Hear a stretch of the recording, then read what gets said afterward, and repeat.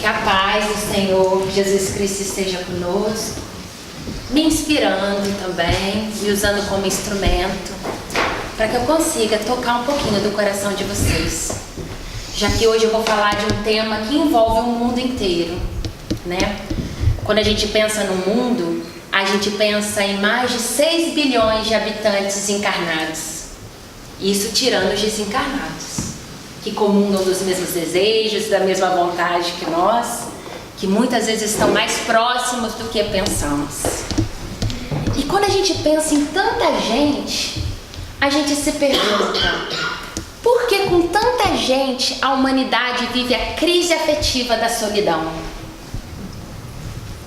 Se tem tanta gente no mundo, hoje vivemos a solidão a 2, a solidão a 3, a solidão em família.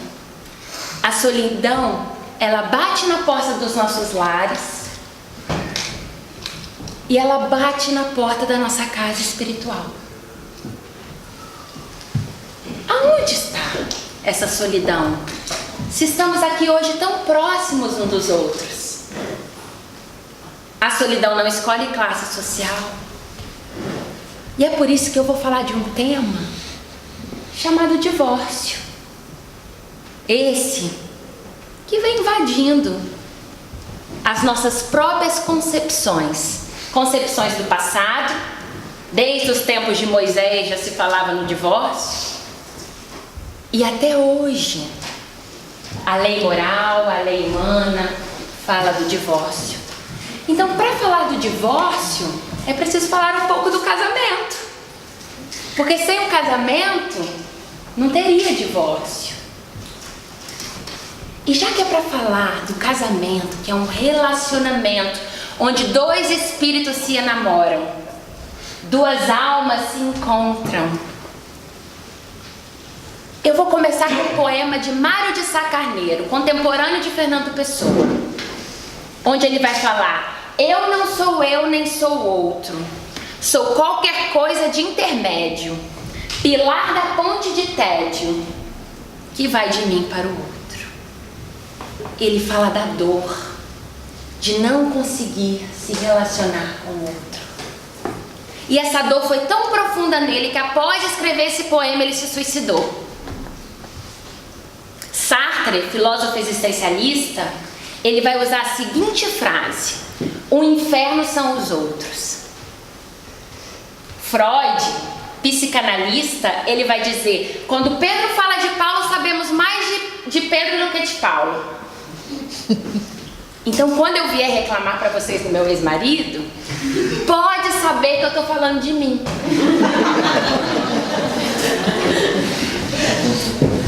Segundo Aristóteles, o homem é um ser segregado. Ou seja, nós precisamos do outro. A gente precisa do outro até para sentir raiva. Senão de que a gente vai sentir? Como que a gente vai botar esses sentimentos para fora? Né? Então hoje eu vou trabalhar o item 5 do capítulo 22. Né? Por que é tão difícil no momento que a gente vive ficar casado? Porque casar é fácil, né? Em Las Vegas, 24 horas. Mas por que é tão difícil manter o casamento? Manter a convivência? Construir uma família? Por quê? Porque é o encontro de 2 mundos diferentes, de 2 percepções diferentes, de 2 culturas diferentes. Então, quando a gente casa, a gente já pode saber que ali haverá um conflito. Por quê? Porque é no outro que nós vamos ver todas as nossas sombras. Todos os sentimentos que precisam ser trabalhados vai aparecer como espelho no outro. E muitas vezes, a maioria das vezes, o que tem acontecido na sociedade é quando nós nos deparamos com as nossas sombras, com esses sentimentos a qual nós não queremos encarar,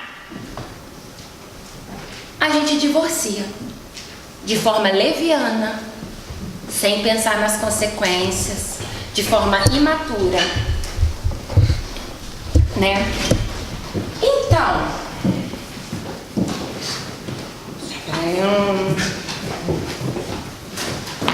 é muito interessante, porque quando a gente casa, são dois mundos tão coladinhos, tão próximos um do outro, que no final da relação, quando a pessoa fala assim pra gente, nossa, parecia que eu vivia com um ser estranho, eu não conhecia tal pessoa, né? Então a gente inicia o casamento como seres tão coladinhos, né? Com tantos planos, com tantos sonhos, e no final são seres extraterrestres, né? Alienígenas vivendo numa mesma casa.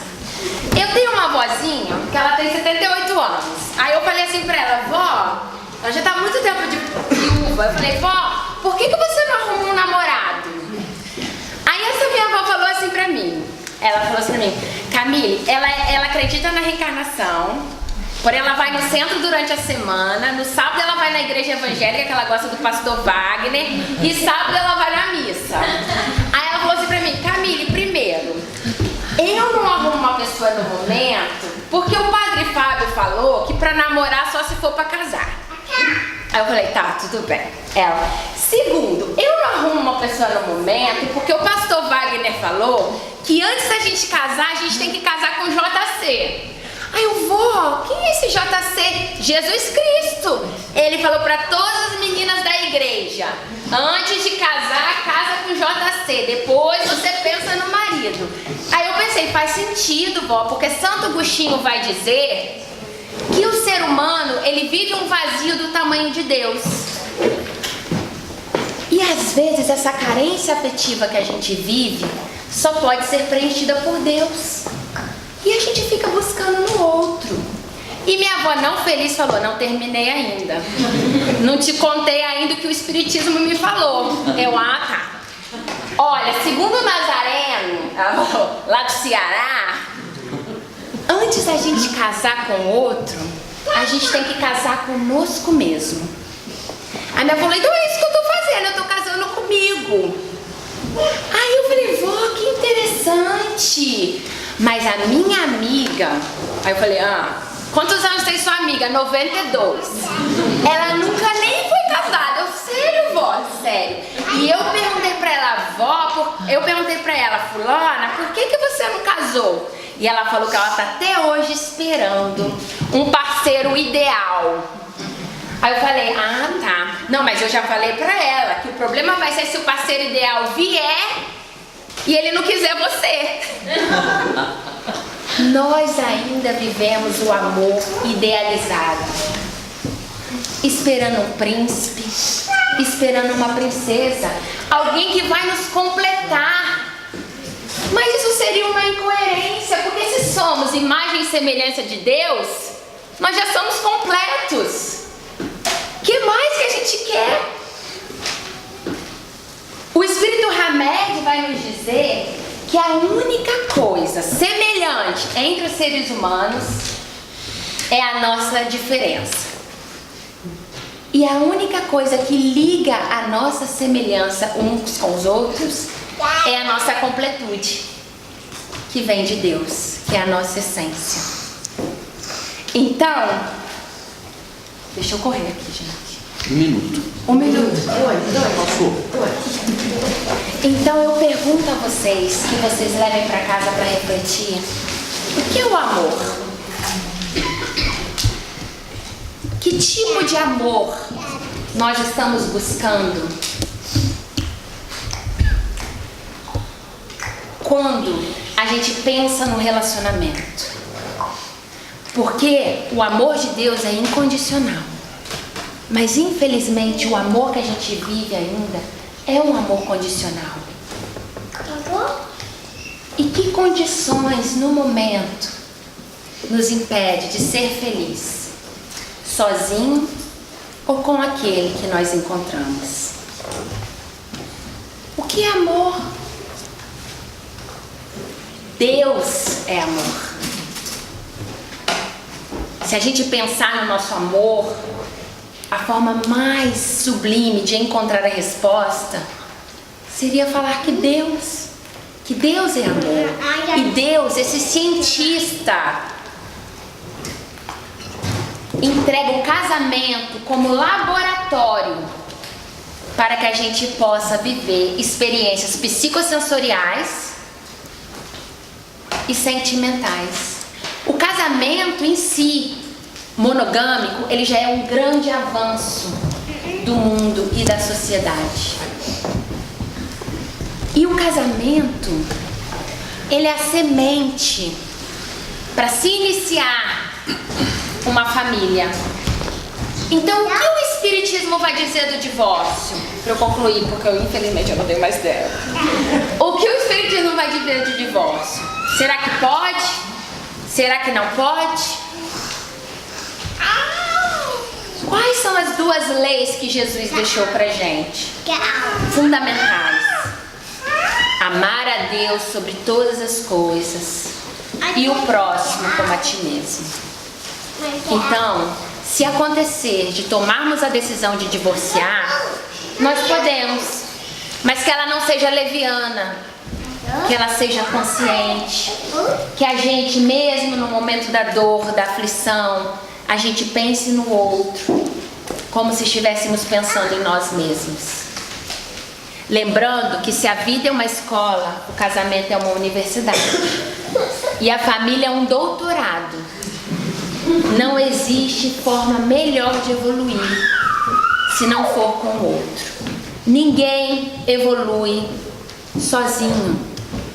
Então Jesus, quando questionado sobre o casamento, né, ele falou das durezas dos nossos corações. Que acontece mesmo. Mas então eu venho fazer um convite a vocês, que a gente não desista do casamento, que a gente não deixe o nosso egoísmo, o nosso orgulho, a nossa vaidade ser maior do que o casamento. Eu de vocês já tô doida pra casar de novo.